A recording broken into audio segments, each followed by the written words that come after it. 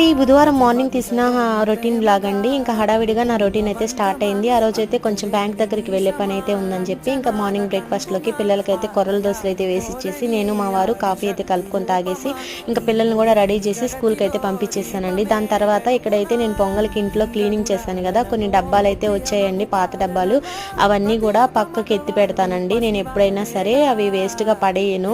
పెళ్లిగాక ముందు ఇంత జాగ్రత్త అయితే ఉండేది కదండి, పెళ్ళి అయినాక తెలిసి వచ్చింది ప్రతి విషయంలో కూడా ఎంత జాగ్రత్తగా ఉండాలనేది.